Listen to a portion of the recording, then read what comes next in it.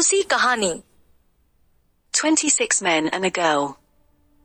26 आदमी और एक लड़की। कहानीकार मैक्सिम गोर्की। अंग्रेजी से हिंदी अनुवाद अनुरोध यादव। अब सुनिए कहानी। हम थे कुल 26 लोग। मशीन की तरह 26 आदमी सीलन भरे एक तहखाने में बंद रहते थे, जहां सुबह से रात तक हम आटा गूंथने का काम करते थे, जिससे चकली और कुरकुरे बनाए जाते थे। तहखाने की खिड़कियां बाहर से लोहे के मोटे मोटे चैनलों से जड़ी हुई थी और आटे के गर्द से अटी पड़ी थी। उनके शीशों से सूरज की रोशनी के आने की मनाही थी। उनसे झांककर देखने पर बाहर ईंट से बना हुआ एक कुंड दिखलाई पड़ता था, जो काई जमने से हरा हो गया था। अपने होने का एहसास दिलाने के लिए हमारा मालिक खिड़कियों को लोहे की रॉड से हमेशा पीटता रहता था, जिससे हम भिखारियों और काम न मिल पाने की वजह से भूख से तड़पते अपने सहकर्मियों को ब्रेड के टुकड़े तक नहीं दे पाते थे। वह हमें चोरुचक के कहता था और खाने के लिए गोश्त की जगह सड़ी हुई अंतड़ियां देता था। तहखाने की छत बहुत मोटी और नीची थी। उसकी दीवारें कालिक से काली पड़ गई थी और उन पर जगह मकड़ियों ने जाले बुन रखे थे। वह पत्थर से बनी संदूक सा लगता था। उसमें काम करना बहुत दूभर और घुटन भरा था। दीवारें गंदी थी और उनमें हमेशा सीलन रहती थी, जिससे वहां जीवन एकदम कठिन और घिनौना था। हम सुबह 5 बजे उठ जाते थे, थकेहारे, सुस्त और बेपरवाह।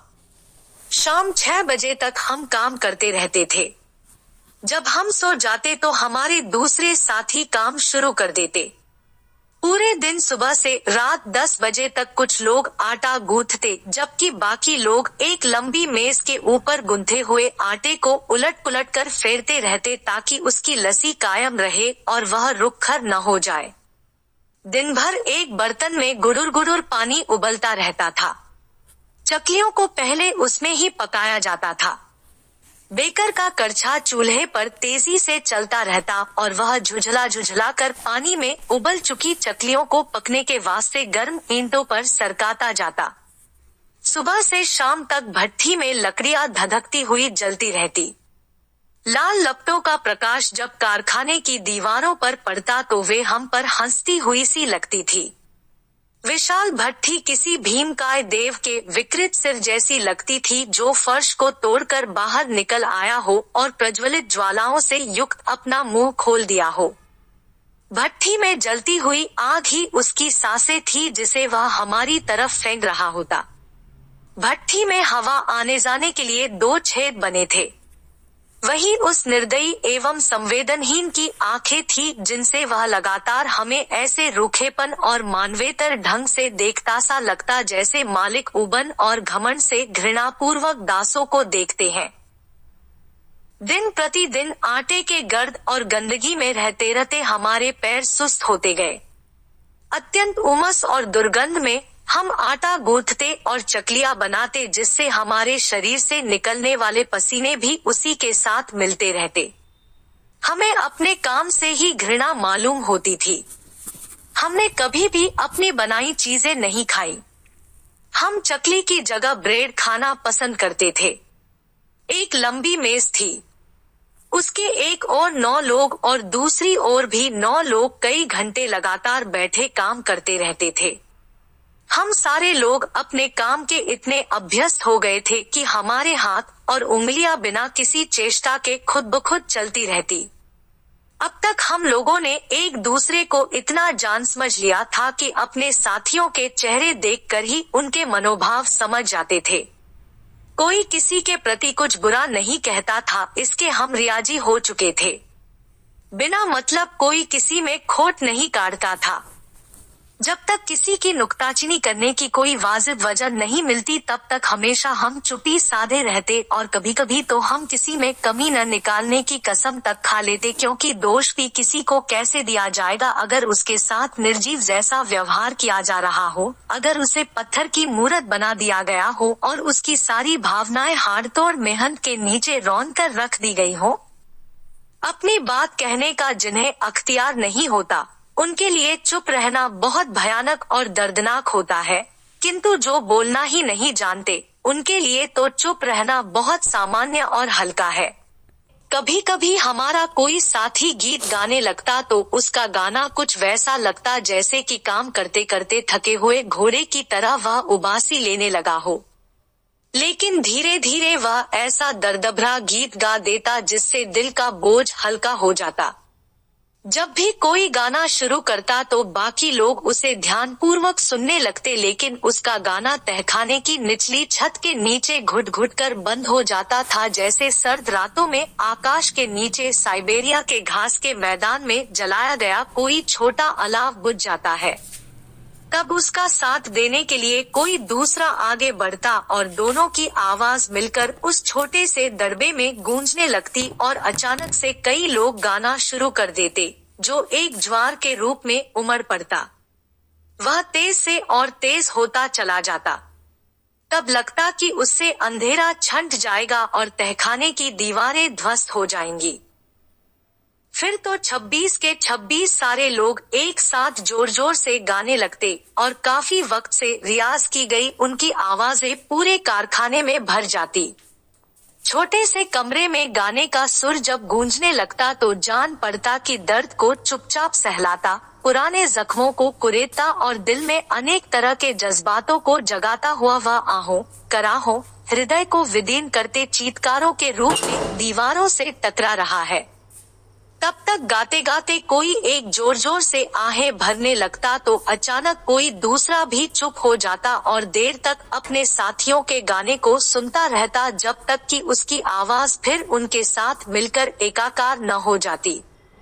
तब तक दूसरी तरफ से कोई काफी अक्ल का घोड़ा दौड़ा लेने के बाद जोर से चिल्ला पड़ता और धीरे धीरे गाना शुरू करता और भी लोग उसके साथ हो जाते। तब उसका गाते रहना इतना आसान हो जाता कि जैसे उसके सामने कोई चौड़ी पक्की सड़क हो और वह उस पर आराम से चलता चला जा रहा हो। भट्ठी की आग रोज जलती थी, बेकर का करछा रोज ईंट पर फिसलता था, बर्तन में पानी रोज उबलता था, आग की लपटों की रोशनी रोज दीवारों पर पड़ती थी और वे हमेशा हमारे ऊपर हंसती थी। हमारे साथियों में से ही कुछ लोग दूसरों के द्वारा बनाए गए गीतों जिसमें जिंदा मनुष्य के दोख और दासों की यातनाएं बताई गई होती रोज गाया करते। हम 26 लोग पत्थर से बनी एक बड़ी बिल्डिंग के तहखाने में इसी तरह अपना जीवन काट रहे थे। वहाँ रहना हमारे लिए इतना कठिन था कि लगता बिल्डिंग की तीनों मंजिलें हमारे कंधे के ऊपर बनाई गई है। गीतों के अलावा हमारे पास वहाँ एक अच्छी चीज थी जो हमारे लिए इतनी प्यारी थी कि हम उसे सूर्य से ज्यादा तरजीह देते थे। दूसरी मंजिल पर एम्ब्रॉयडरी की एक दुकान थी जिसमें दर्जन का काम करने वाली बहुत सारी लड़कियों में एक 16 साल की लड़की थी। उसका नाम था तानिया। रोज सुबह वह आकर अपनी सुंदर नीली आंखों के साथ अपना कृष गुलाबी चेहरा हमारे कारखाने के दरवाजे की छोटी खिड़की से सटा देती और जोर से चिल्लाकर बड़ी मीठी आवाज में हम लोगों से कहती है, प्यारे प्यारे मित्रों, चलो लाओ मुझे चकलिया दो। उसकी साफ आवाज सुनकर हम सभी अपने अपने सिर घुमाकर खुशी से आतन उसके मुस्कुराते हुए सुंदर कमसिन चेहरे को देखने लग जाते। खिड़की के कांच से सटी उसकी नाक और मुस्कुराते रहने से खुले हुए होठों के नीचे चमकती धवल दंत पंक्तियां देखकर हमारे अंदर कुछ गर्मी आ जाती। एक दूसरे को धकियाते हुए हम दरवाजा खोलने के लिए दौड़ पड़ते। वहाँ प्यारी सी वह लड़की प्रसन्नचित्त मुद्रा में अंदर आने के लिए बेताब अपना दुपट्टा फैलाए हमारे सामने मुस्कुराती हुई खड़ी रहती थी। हमारे पास पहुंचते ही वह अपना चेहरा जरा ऊपर उठा लेती तो लगता कि उसका अंग मुस्कुरा रहा है। उसके लंबे घने भूरे बाल कंधे से नीचे लटककर सीने पर लोड़ते रहते। हम गंदी नाली के कीड़े जैसे काले और बदबूदार लोग उसे निहारते रहते। दरवाजे की दहलीज 4 सीढ़ी ऊपर थी। अपनी जगह से दहलीज भी उसे घूरती रहती। वहीं खड़े खड़े हम अपने अपने सिर उठाकर उसे गुड मॉर्निंग कहते। उससे कहने के लिए हमारे पास यही सबसे अच्छे शब्द थे। उसके साथ बातचीत करते वक्त हम अपनी आवाज बहुत मुलायम रखते और मजाक भी बहुत नपेतुले शब्दों में करते। उसके लिए सब कुछ हमें बहुत खास रखना पड़ता था। बेकर भी उसके लिए अपने करछे से सबसे कुरकुरी और रूखी चकलियां बाहर निकालता और उन्हें बड़ी सावधानी से उसके दुपट्टे में रखता। हम उससे हिदायतन कहते, बच के जाना, देखना कि मालिक कहीं तुम्हें पकड़ न ले। हमारी बात पर वह शरारत से हंसने लगती और फिर खुशी से चिल्लाकर कहती, गुड बॉय। प्यारे मित्रों और नन्ही सी चूहिया की तरह पल भर में हमारी आंखों से ओझल हो जाती। रोजमर्रा का यही रूटीन था। हम उससे प्यार से बातें करते। वह मुस्कुराती हुई आती और हमें खुश करके मुस्कुराती हुई चली जाती। कल की तरह हमारा आज बीतता और आज की तरह कल।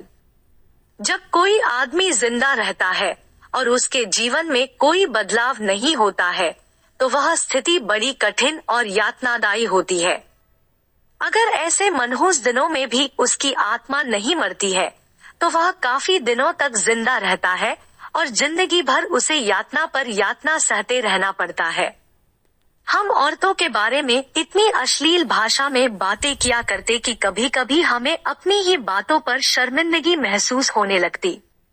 वैसे हमारा वास्ता जिन औरतों से था वे उसी भाषा के लायक थी, लेकिन तान्या से हमने कभी भी अशिष्ट भाषा में बात नहीं की। हमारे पास वह रोज आया करती, लेकिन क्या मजाल कि किसी ने उसे उंगली से छुआ भी। हमसे बेहुदे किस्म के मजाक भी सुनना पसंद नहीं करती थी वह। शायद इसकी वजह थी कि वह हमारे पास कभी ज्यादा देर तक ठहरती नहीं थी। हम उसे बस उसी तरह देख पाते जैसे कि आसमान से टूटा हुआ तारा। फिर अचानक से वह गायब हो जाती। दूसरी वजह शायद थी कि वह रही एक नन्ही सी जान और गजब खूबसूरत। खूबसूरती अपने लिए सबके अंदर आदर का भाव पैदा करती है, हमारे जैसे उजड़ लोगों के अंदर भी। इसके बावजूद हमारी दासनुमा हालत हमें बेवकूफ किस्म के गधे ही साबित करती थी। फिर भी हम जानवर तो हरगिज नहीं थे, आदमी थे।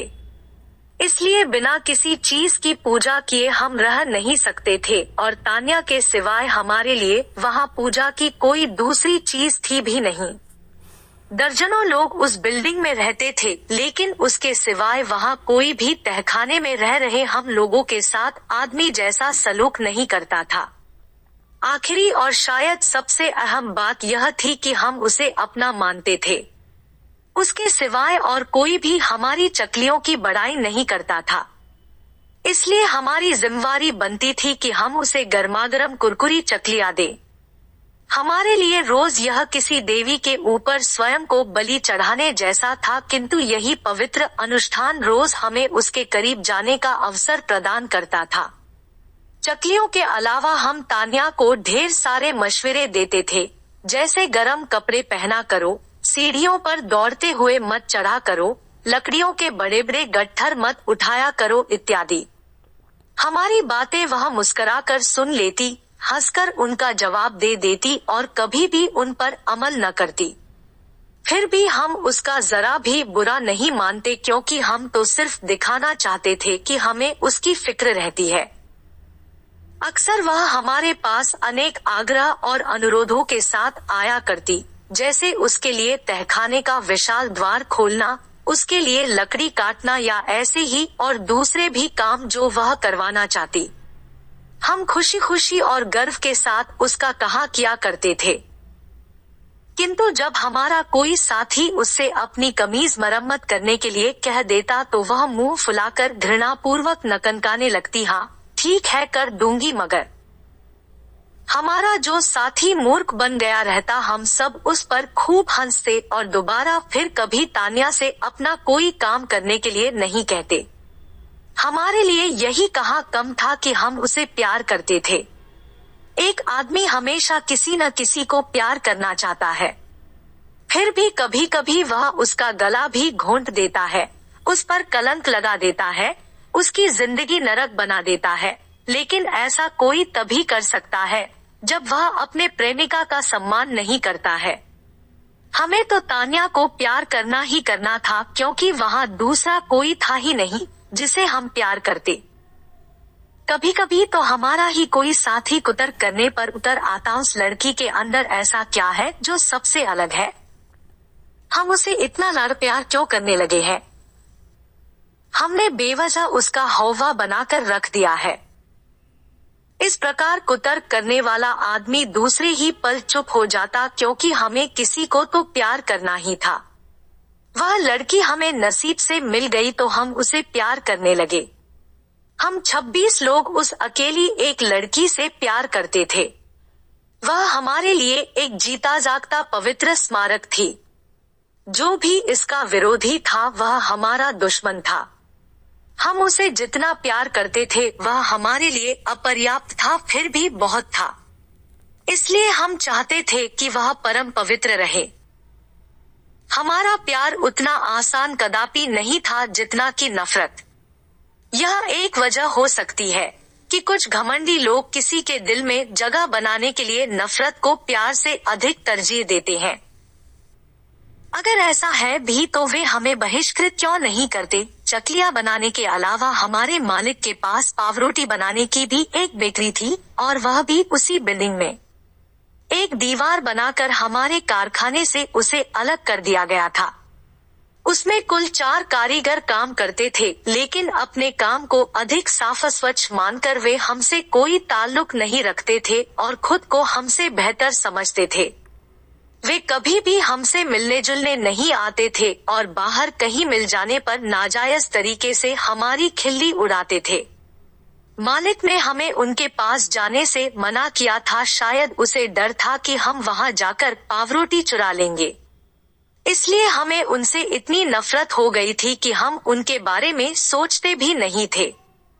उनका काम आसान था, वे हमसे अधिक कमाते थे, उन्हें अच्छा खाने के लिए मिलता था। उनका कारखाना काफी लंबा चौड़ा और रोशनीयुक्त था।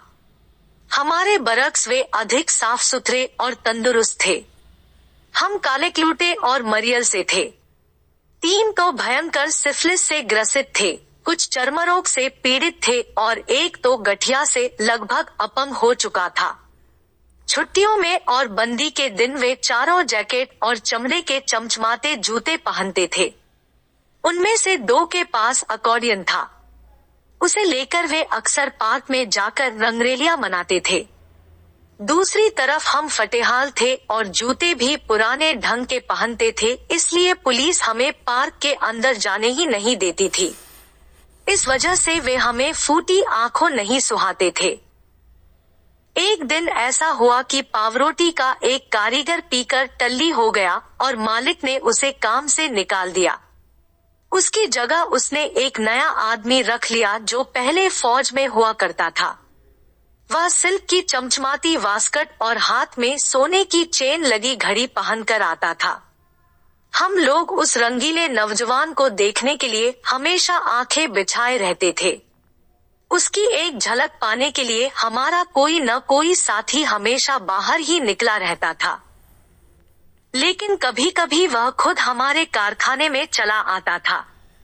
अपने बूट की ठोकर से वह दरवाजा खोलता और उसे खुला ही छोड़कर दहलीज पर खड़े खड़े मुस्कुराता और तब कहता, भगवान बचाए तुम लोगों से यार, पता नहीं कैसे यहाँ काम करते हो तुम लोग। खुले दरवाजे के रास्ते सर्द कुहासा आकर उसके पैरों के चारों ओर लिपट जाता, किंतु वह दहलीज पर ही खड़ा रहता और ऊपर ही से हमें निहारता रहता। उसकी ऐंठी हुई भूरी मूंछों के नीचे उसके सफेद दांत चमकते हुए हमें दिखाई देते। उसकी वास्कट सचमुच बहुत खास थी। उसका रंग गहरा नीला था, उसमें फूल कड़े हुए थे, वह चमकदार थी और उसमें एक खास किस्म के लाल पत्थर से बनी बटन लगी हुई थी। और उसकी घड़ी का तो कहना ही क्या। फौजी तो वह था ही, खूबसूरत भी था, लंबादगड़ा था, गाल उसके लाल थे, बड़ी बड़ी चमकीली आंखें थी और नजर बिल्कुल स्पष्ट और मिलनसार थी उसकी। सिर पर वह कलफ लगी सफेद केप और चमचमाते कपड़ों के नीचे पैरों में वह नुकीले और स्टाइलिश साफ सुथरे जूते पहनता था। एक दिन हमारे बेकर ने बड़ी विनम्रता से उससे दरवाजा बंद करने के लिए कहा। उसने बहुत लापरवाही से दरवाजा बंद किया और मालिक के बारे में पूछने लगा। हम देर तक आपस में उससे यह कहने के लिए गुफ्तगू करते रहे कि मालिक तो बड़ा दुष्ट और नीच है, वह हमें यातना पर यातना देता रहता है और भी बहुत सी बातें हैं। सब कुछ यहाँ कहा नहीं जा सकता। फौजी अपनी मूंछों पर ताव देते हुए हमारी बातें सुनता रहा तथा अपनी साफ और सौम्य निगाहों से हमारा मुआयना सा करता रहा। तभी अचानक बोल पड़ा, तुम्हारे इर्द गिर्द यहाँ कई सारी लड़कियां मंडराती रहती है। हमारे कुछ साथी खिसियानी सी हंसी हंसने लगे, कई एक के चेहरे ऐंठने लगे और तब तक किसी ने कह दिया कि यूं ही कुछ लेडीज स्कर्ट यहाँ वहाँ उड़ते रहते हैं। तो फौजी ने आंख मारी और ताबड़तोड़ व्यंग्य बोला, तुम सब उनका उपयोग करते हो क्या? इस पर हम लोग हंस दिए, बड़ी बेहुदा और शर्मनाक हंसी। कई तो फौजी के साथ एक तरह की हिम्मत दिखाने लगे, उसके जैसा करतब कर लेने का दम्भ भरने लगे, लेकिन किसी ने कुछ नहीं किया। बड़ी मुश्किल से एक ने सवाल में ही जवाब दिया, हम कैसे उनका उपयोग करेंगे? नहीं? ओ, जरा मुश्किल है तुम लोगों के लिए। फौजी हमें टकट की बांधकर देखते हुए बड़े टशन से बोला, तुम लोगों का कुछ कुछ सही नहीं है, मसलन तुम्हारा चालचलन, ठाट बात।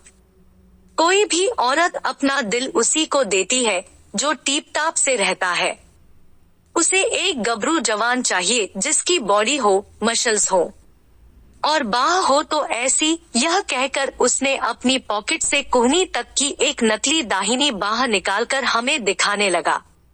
सफेद दिखने वाली वह बाह बहुत मजबूत थी और उस पर सुनहले रोए चमक रहे थे।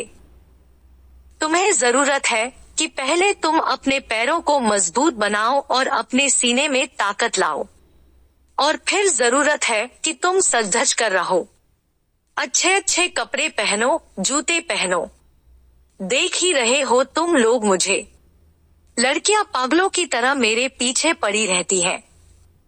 मैं किसी को कॉल वॉल भी नहीं करता, किसी को इशारे तक नहीं करता, तो भी झुंड की झुंड मेरे ऊपर मरती है। वह आटे के एक पैकेट पर बैठ गया और देर तक बतियाता रहा कि लड़कियां क्यों उसके प्यार में पागल है और वह उन्हें खुश कैसे करता है।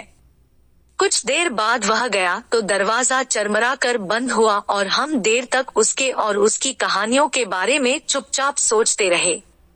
फिर अचानक सब लोग एक साथ कहने लगे कि वह कितना अच्छा आदमी है, कितना साधारण किंतु कितना असाधारण है वह। अंदर आया, बैठा और हमसे इतनी बातें की। कोई भी तो हमारे पास नहीं आता है। इस तरह दोस्त जैसा बर्ताव कोई भी हमारे साथ नहीं करता है। इसलिए हमें उसके लिए भगवान से मिन्नत करनी चाहिए कि उन सारी दर्जन लड़कियों के साथ उसका प्रेम परवान चढ़ सके जो हमें बाहर देखकर घृणापूर्वक मुंह बिचकाती है, या हमें अनदेखा करके सीधे अपने रास्ते चली जाती है, या सर्दियों में जब वे सुंदर केप और फर की कोट पहने हुए या गर्मियों में अपने रंगीन छतरियों के साथ अपने हैट में शौकवश फूल लगाए हुए हमारी खिड़कियों के आजू बाजू चक्कर काटती है और हम उन्हें बड़े अरमान से निहारते रह जाते हैं। हमें उनके बारे में ऐसी बातें करनी चाहिए कि अगर वे सुन ले तो शर्मोलिहात से डूब मरे। हम कहीं गलती तो नहीं कर रहे हैं। मैं उम्मीद करता हूँ कि वह तान्या को खराब नहीं करेगा। अचानक बेकर बड़े दुहखी लहजे में बोला। हम उसकी बात सुनकर ऐसे चुप हुए जैसे किसी ने यकायक हमें घूसा जड़ दिया हो। न जाने कैसे हम तान्या के बारे में भूल गए थे। फौजी की बुलंद बॉडी ने हमसे तान्या को अलग कर दिया था, लेकिन फिर जोर जोर से बहस मुबासा शुरू हो गया। कुछ लोग कहने लगे कि वह इतने नीचे नहीं गिरेगी, कुछ इस बात पर जमे थे कि वह उसे बर्दाश्त ही नहीं करेगी। तीसरा ग्रुप तो बहुत आक्रामक हो गया। वह कहने लगा कि अगर वह उसके पास भी फटका तो हम उसकी हड्डी पसली एक कर देंगे। आखिरकार तय यह हुआ कि फौजी और तान्या दोनों पर नजर रखी जाए और लड़की को ताकीद कर दिया जाए कि वह फौजी से सतर्क रहे। इसके साथ बहस खत्म हो गई। तकरीबन 1 महीना बीता और फौजी पावरोटी सेंकना सीख गया। वह लड़कियों के साथ बाहर घूमने जाता और अक्सर हमारे कारखाने में आता, लेकिन अपनी प्रेमलीला के बारे में कुछ नहीं कहता था। वह अपनी मूंछों पर सिर्फ ताव देता और मजे से अपने होंठ चाटता। तान्या यथावत हंसती मुस्कराती खुशी खुशी चकलियां लेने आया करती। जब हम उससे फौजी के बारे में पूछते तो वह उसे चश्मे वाला बंदर या इसी तरह के कुछ और दिलचस्प नामों से नवाजती। तब उसकी बातों से हमें बड़ा सुकून मिलता। दूसरी लड़कियों को फौजी के पीछे भागते देखकर हमें अपनी माशूका पर गर्व महसूस होता। फौजी के साथ उसके ताल्लुकात उसे बाकी लड़कियों से ऊपर उठा देते और उसकी वजह से हम फौजी के साथ रुखाई से पेश आने लगे। हम तान्या से और भी अधिक प्यार करने लगे। अब सुबह सुबह उसके आने पर हम कुछ ज्यादा खुशी और मेहरबानी दिखाने लगे। एक दिन फौजी सुबह सुबह पीकर हमारे पास आ गया। बैठते ही वह हंसने लगा। जब हमने हंसने की वजह पूछी तो उसने कहा, लिडका और ग्रुश्का दोनों लड़कियां मेरे ऊपर मरी जा रही है। मुझे पाने के लिए वे आपस में लड़मर रही है। ककक कैसे वे एक दूसरे के कपड़े फाड़ रही थी। हाँ, एक दूसरे के बाल पकड़कर वे बरामदे के फर्श पर ही पटकमपटकी कर रही थी, कभी लिडका ऊपर तो कभी ग्रुश्का ऊपर। हाँ, दोनों एक दूसरे के चेहरे को काट नोच रही थी। बहुत मजा आया मुझे। क्या ये लड़कियां कायदे से लड़ भी नहीं सकती हैं? काटना नोचना जरूरी है क्या? वह एक बेंच पर बैठा था, स्वस्थ, साफ सुथरा और प्रसन्न। बस केवल हंसते जा रहा था, हंसते जा रहा था। हम चुप थे, लेकिन किसी प्रकार वह आज हमें अच्छा नहीं लग रहा था। देख रहे हो न तुम लोग। अब मैं क्या कहूँ अपने भाग्य को? ये लड़कियां भी है ना, एकदम पागल होती है। एक जोर की चीख निकली और अगले पल एक बिल्कुल नंगर भगवान कसम। सुनहले रोहों से चमकते अपने गोरे गोरे हाथों से वह घुटनों पर जोर जोर से थपकियां दे देकर आवाज निकाल रहा था और हमारी तरफ हैरान कर देने वाली खुशगवार निगाहों से ऐसे देख रहा था जैसे अपने तई वह सचमुच लड़कियों की दीवानगी को समझ न सका हो। उसका चिकना लाल चेहरा संतोष और आनंद से दमक रहा था और रह रह कर वह अपने होंठ चाट रहा था। अकस्मात हमारे बेकर ने अपना करछा चूल्हे पर पटका और व्यंग्यपूर्वक बोला, रोंगेरों को पटाना कोई बहुत बड़ी हिकमत नहीं है, तान्या जैसी लड़की को पटाकर दिखाओ तो जाने। क्या तुम मुझसे कुछ कह रहे हो? फौजी ने तमतमाकर पूछा। हाँ, तुमसे ही। क्या कहा? जरा फिर से बोलो। कुछ नहीं, कह दिया जो कहना था। नहीं, 1 मिनट, क्या एरोंगेरो? क्या तान्या? बेकर चुप रहा। वह जल्दी जल्दी अपना करछा चलाने लगा। उबली हुई चकलियों को पानी से निकाला और तैयार चकलियों को हुक से फंसाकर लड़कों के पास फेंकने लगा ताकि वे उन्हें पैक कर सकें। वह ऐसा दिखा रहा था जैसे फौजी के साथ कुछ हुआ ही ना हो, लेकिन फौजी तो गुस्से से आग बबूला था। अपनी जगह से उठकर वह बेकर तक गया अपने एक हाथ से उसने करछे का हैंडल पकड़ लिया और दूसरा हाथ हवा में लहराते हुए बोला, नहीं नहीं, तुम मुझसे कुछ कह रहे थे, मुझसे पंगा मत लो, समझे? कोई लड़की मना नहीं कर सकती मुझे, कोई भी नहीं, चाहे वह कोई हूर ही क्यों न हो। फिर तान्या क्या चीज है? और तुम तौहीन कर रहे हो, वह भी मेरी। वास्तव में वह बेइज्जती महसूस कर रहा था। संभव है उसके आत्मसम्मान का दारोमदार बस लड़कियों को फंसाने के कौशल पर टिका हो और इसी के बल पर वह जिंदादिली महसूस करता हो। दुनिया में ऐसे भी लोग हैं जिनकी जिंदगी में दिलजोई का जरिया जहनोजिस्म की कोई बीमारी होती है। वे हमेशा उसी के लिए जीते मरते हैं, उसी के लिए नाना प्रकार के कष्ट उठाते हैं। अगर उन्हें कोई शिकायत भी है तो बस उसी के लिए।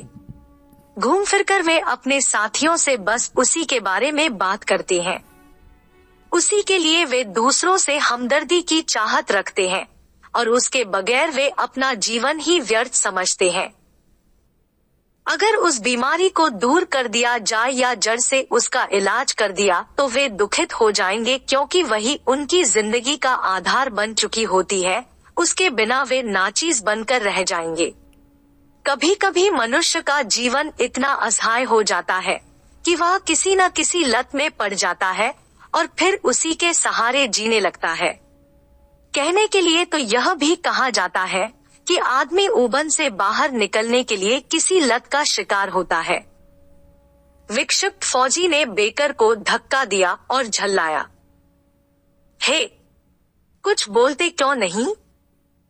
तुम ही बोलो। बेकर भी यकायक तैश में आ गया। अच्छा, तुम तो तान्या को जानते ही होगे, बहुत अच्छी तरह से। तो उसे पटाकर दिखाओ, बेकर ने चैलेंज किया। मुझसे कह रहे हो? हाँ, तुम्ही से कह रहा हूँ। वह तो कुछ भी नहीं है। उसे पटाना मेरे बाएं हाथ का खेल है। तो ठीक है, हम देखेंगे। तुम लोग देखोगे। तान्या तो तुम्हें घास भी नहीं डालेगी, बेकर ने यकीन से कहा। बस 1 महीना लगेगा, फिर देख लेना। बाप रे, यार कितने बड़े फेंकू हो तुम। यकीन नहीं आ रहा ना? 2 हफ्तों के अंदर पता लग जाएगा। लड़कियों को तो मैं कानी उंगली पर नचाता हूँ। तुम तान्या की बात कर रहे हो? उसे पटाना तो मेरे लिए कुछ भी नहीं है। जाओ यार, हलवा है क्या? काम करो अपना। बहुत देखे तुम्हारे जैसे। सिर्फ 2 हफ्ते, फिर देख लेना कि तुम लोग क्या हो और मैं क्या हूँ। जाओ, अच्छा चले जाओ, भेजा मत चाटो। बस इसी में खैरियत है। अचानक बेकर भड़क गया और अपने करछे को हवा में घुमाते हुए बोला तो फौजी घबराकर पीछे हट गया। कुछ देर हमें घूरता रहा और जब जाने लगा तो आंख दिखाते हुए बोला, देख लूंगा तुम्हें। जब वे लड़ रहे थे तो हम चुपचाप उन्हें सुनते रहे, लेकिन फौजी के जाते ही हल्ला गुल्ला शुरू हो गया। किसी ने बेकर पर चिल्लाते हुए कहा, पवेल, बहुत बुरा काम किया है तूने। जाओ काम करो अपना यार, बेकर गुस्से में झिड़कते हुए बोला। हम सब सोच रहे थे कि फौजी के दिल पर चोट लगी है, जिससे अब तान्या के ऊपर खतरा पैदा हो गया है। तभी हमारे मन में सवाल पैदा हुआ, क्या होगा अब? क्या तान्या फौजी से पंगा लेगी? इस पर लगभग सभी लोगों ने बड़े यकीन और जोश के साथ चिल्लाते हुए कहा, तान्या तो ले लेगी पंगा। फौजी के मशल्स उसे चारा नहीं डाल पाएंगे। उत्तेजनावश हम अपनी आराध्य देवी के सामर्थ्य की परीक्षा लेने पर उतर आए। हमारी देवी बहुत शक्तिशाली है और वह अवश्य जीतेगी, यह साबित करने के लिए हमने आपस में जोरदार खींचातानी शुरू की। तब हम सब मिलकर विचार इस बिंदु पर करने लगे कि क्या हमने फौजी को पूरी तरह से भड़का दिया है या जो कुछ उसके साथ हुआ वह सब कुछ भूल जाएगा और उसे फिर छेड़ने की जरूरत पड़ेगी। टेंशन से हमारा मूड अपसेट हो गया। ऐसा हमारे साथ पहले कभी नहीं हुआ था। हम दिन भर तर्क वितर्क करते रहे। हम आश्चर्यजनक ढंग से स्मार्ट हो गए और अच्छी अच्छी तथा ज्यादा बातें करने लगे। ऐसा लग रहा था कि हम चौसर का खेल खेल रहे हैं और अपनी तान्या को हमने दांव पर लगा दिया है। जब हमने फौजी के साथी कारीगरों के मुंह से सुना कि वह तान्या को पटाने के लिए रात का दिन कर दिया है, तो हम भयानक रूप से इतना उत्तेजित हो गए हमने इसकी नोटिस ही नहीं की कि मालिक हमारी गफलत का नाजायज फायदा उठाकर प्रतिदिन लगभग 2 क्विंटल आटा ज्यादा खपाकर हमसे अधिक काम करवाने लगा। तान्या हमेशा हमारे चित्त पर चढ़ी रहती। रोज सुबह हम बड़ी व्याकुलता से उसका इंतजार करते थे। कभी कभी हमें लगता था कि वह आएगी, लेकिन वह पहले वाली तान्या नहीं बल्कि दूसरी तान्या होगी। हम अपने तर्क वितर्क के बारे में उसको कुछ नहीं बताते थे, उससे कुछ पूछते भी नहीं थे, अपने उस प्यार के बारे में भी नहीं जिसके हम तलबगार बन चुके थे। हमारे आचरण में सिर्फ एक परिवर्तन आया था और जबरदस्त आया था। हमारे अंदर उसे लेकर बड़ी तेज जिज्ञासा उत्पन्न हो गई थी, चाकू की धार से भी तेज। भाइयों, वक्त हो गया है। एक दिन सुबह अपना काम शुरू करते करते बेकर ने कहा। उसके याद दिलाए बिना ही हमें याद था।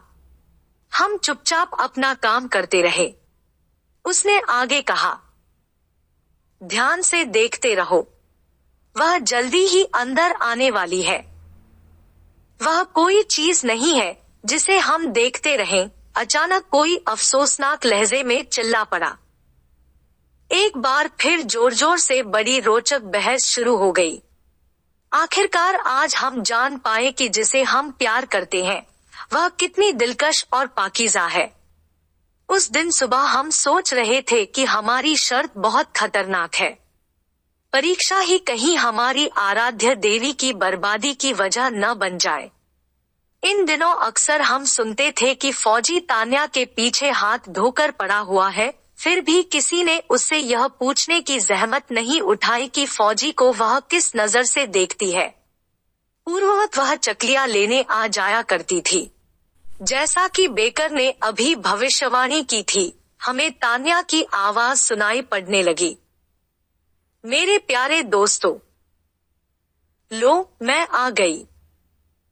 हमने उसे जल्दी से अंदर ले लिया, लेकिन चारों तरफ अजीब तरह का सन्नाटा पसरा रहा।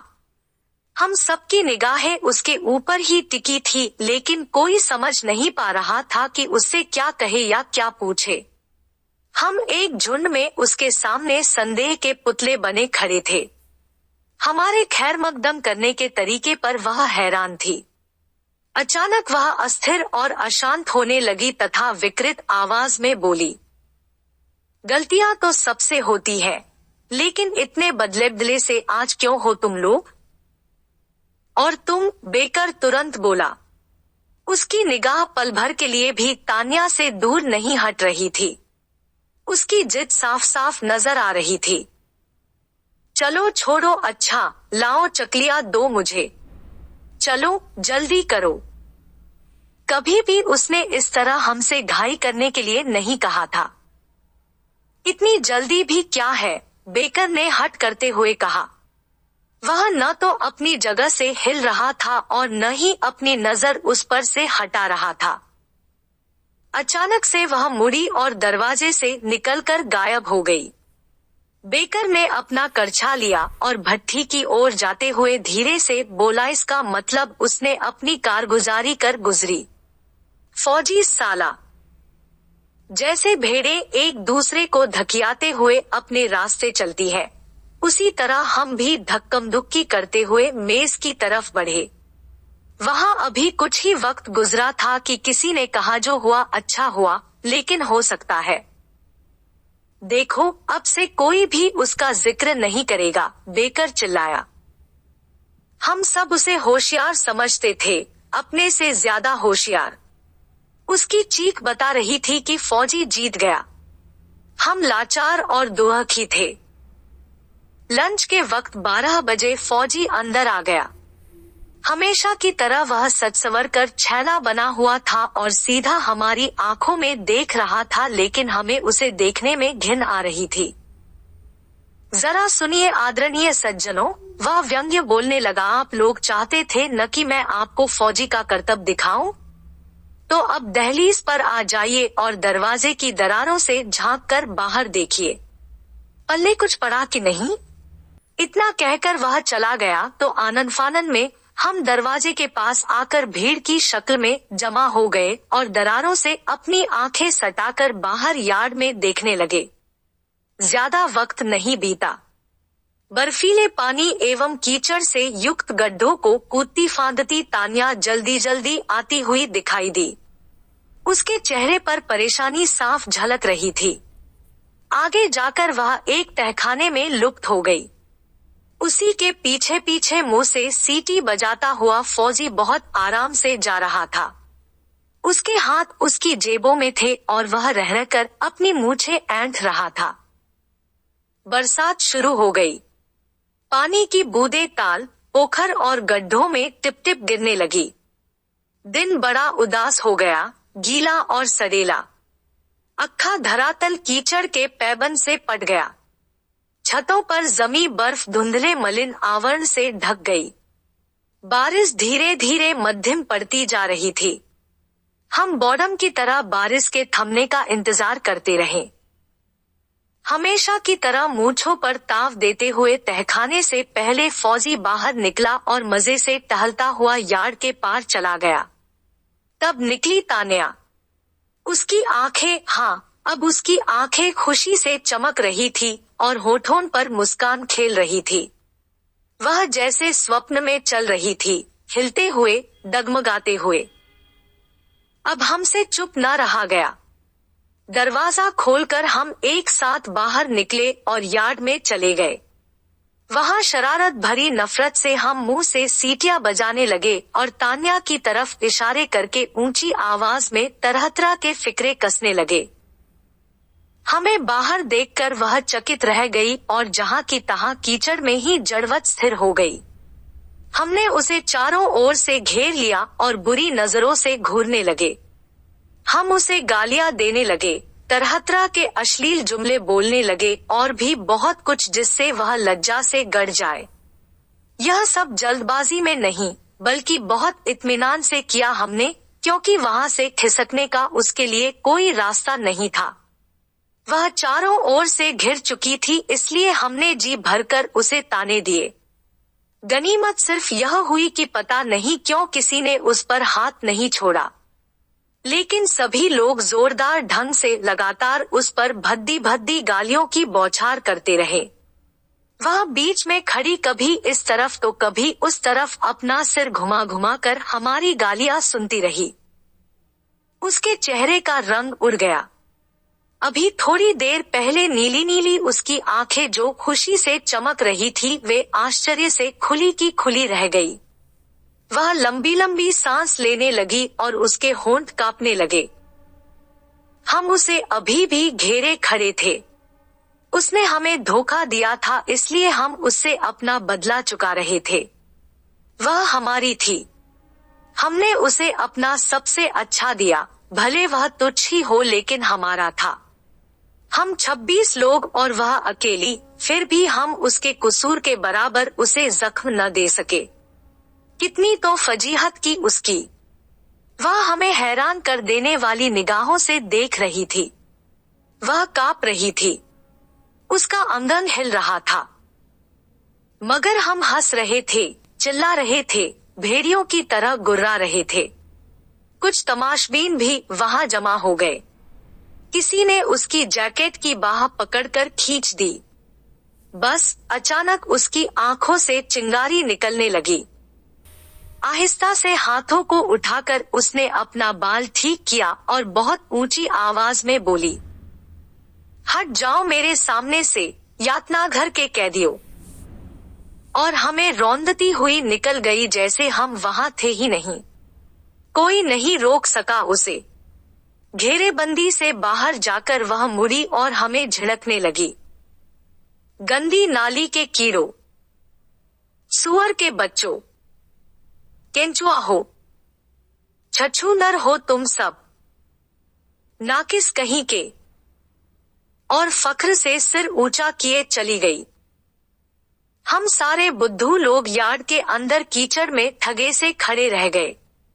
भूरे आसमान से पानी की बूंदें झरझर झरती रहीं। सूर्य का कहीं अतापता नहीं था।